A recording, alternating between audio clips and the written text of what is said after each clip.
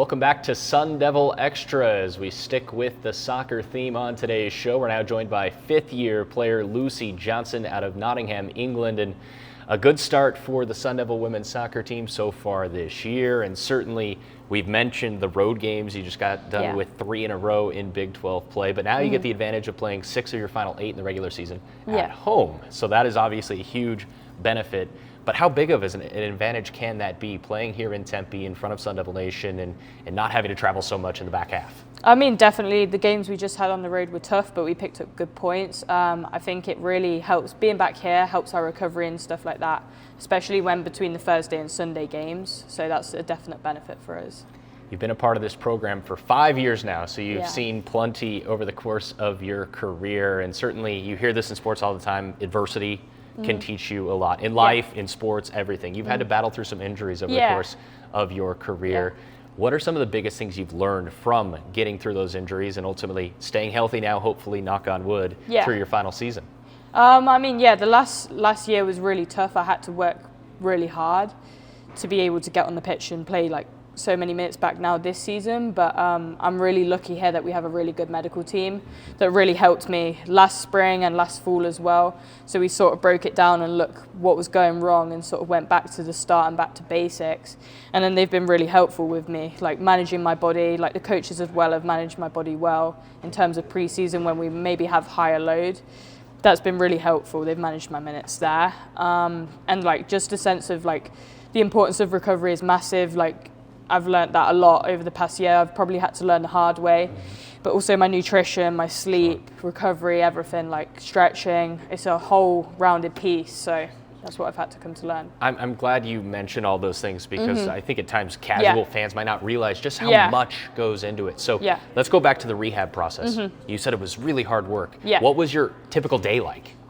So mostly every day I'd just be working with the athletic trainers. I also had a specialist over at Mayo, like her name's Julie. She was really good for me.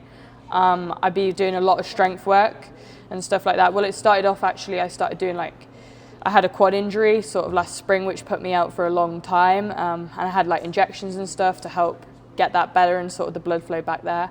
But it was a lot of strength work and a lot of mobility work was my main priority and focusing on that, and then building up load gradually so my body could like deal with the change, if that makes sense. But the medical team were brilliant. Like I was working with them every day and it's really helped, and I still check in with them all the time, and I'm fortunately in a position where I feel really good and confident in my body now. Yeah, that's a great thing. So that's the physical aspect. Yeah. Mentally though, what was it like mentally? Because you obviously want to be out there with your teammates. Yeah, so I've had like quite a few different sort of injuries over the past year and a half, and like to be honest, each one was sort of like a knockdown and like mentally pretty challenging, but I just said, look, I have nothing to lose. If I put in the work, then I'll get the rewards for it. I just have to keep grinding it out. And like every time I get a setback, it'd be really tough. But also I think that's why like we have such a great team and such a great support group, that girls that are injured now currently,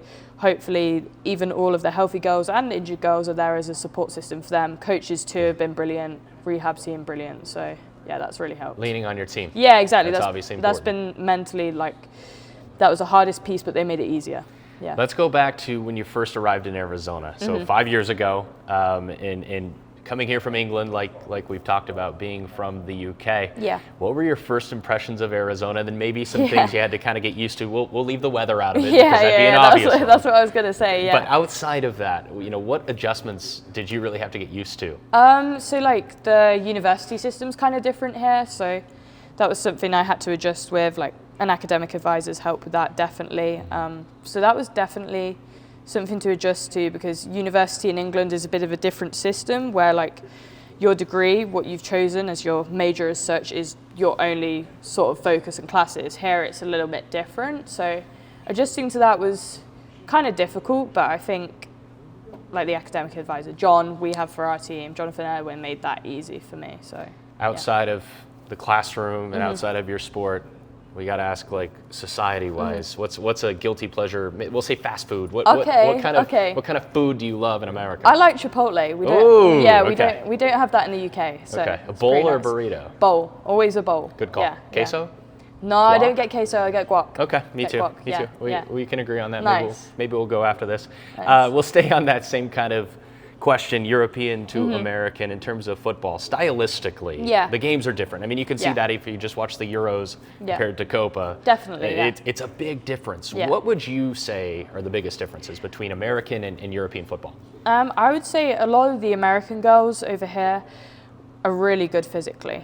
Like they're often, like when I first came over here, I found they were a lot fitter, faster and stronger.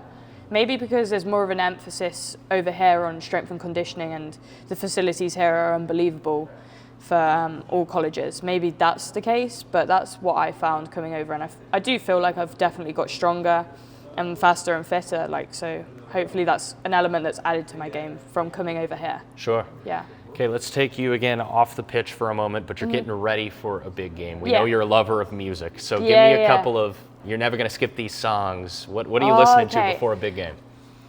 Before a game, it's kind of different because I have to accommodate for the group a little bit. Oh, are you the DJ? I am, yeah. The That's a girls, big job. yeah, the girls are going to give me some grief. I am the DJ, yeah.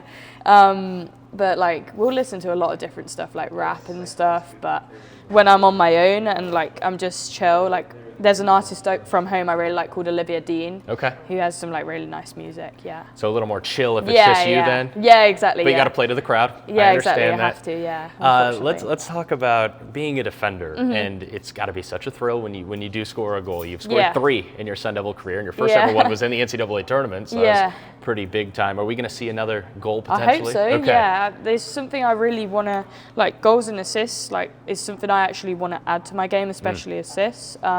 So I really want to score this season, and I really want to add more assists. So yeah.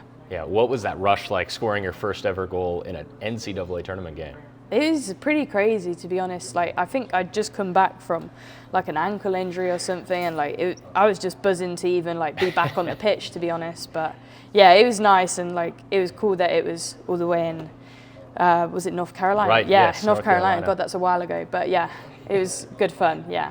So let's talk about after this season's over, hopefully a deep postseason run coming up for your team and a very good start, as we said. But what are some of those goals for you post-graduation, continuing to play, and then beyond your playing career as well? Yeah, so I'd really like to go back home and play somewhere in Europe. That's sort of always been a dream of mine, so I can be closer to family, but also play professional soccer. That's what I want to do. And then hopefully, like when I'm done with that and sort of settling down back in the UK, I want to maybe work in the criminal justice system, as that's what my major's in. But first, soccer. Like, I love soccer, and I really want to pursue a career professionally.